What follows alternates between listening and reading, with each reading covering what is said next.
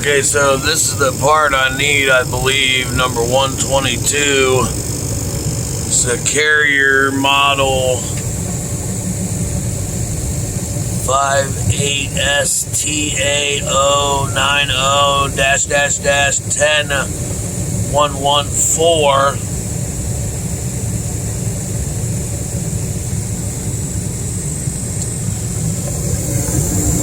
So what I did is I had a problem with my first, see that little niter back down in there? I pulled that bolt, and I had to clean that because the carbon was all over it. And then you see this flywheel here, it's got this little cotter washer on it. I had to take that off, and I put a little bit of lube on that shaft or whatever. Now as it heated up, obviously that started burning it off a little bit and smoking. I wouldn't really worry about that too much. Just wanted to get it moving. It was making a crazy sound and this wheel wasn't spinning. So when I woke up this morning, my heat was off. So what you're going to want to do is you're going to want to turn the power off to the breaker. You're going to want to turn this off. You're going to want to take that out. See that bolt right there? You're going to want to take that out, take some sandpaper and clean it all up. Sometimes those won't start because of the carbon that's all over the igniter. Then, if this thing's making some funny noises, which I think I'm going to end up having to replace it. It seems like it's running good now and spinning freely. But you take this little washer pin off, and this will slide off, and you can put a little bit of lube on that rod. When you do that, go ahead and spin it back and forth and work it in there. Go ahead and turn the breaker back on and everything. Turn everything on, let it spin and work itself in there. It'll probably sound funny for a second until it gets inside of there. Then once it does, turn it off when it starts to smoke a little bit from burning the lube off. Sort of like putting oil on the block of your engine and spilling it there. Then go ahead and put everything back together. Make sure these bolts are in.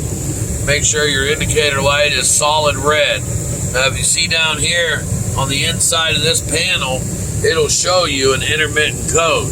Mine was throwing 13, which was a limit circuit lockout. Which is weird because it says that it'll reset 3 minutes, but it'll follow you over to here and say it takes 3 hours. That's not the case. It will not take that long. What I'm waiting for here is to see if I've burned off all of that lube that I put on there. And I just use this little dollar store stuff. I mean, stops squeaks, loosens rust. I think I had a little bit of dust in there. I've been not pretty good about cleaning my furnace the right way, but I bet you with how cold it is outside, I'll be getting that done as fast as possible. But yeah, that was the problem. Had two different problems. One, you want to take that out.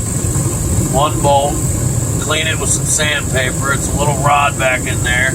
Sort of like, see how that red glowing? It's like a rod from a grill, and those igniters.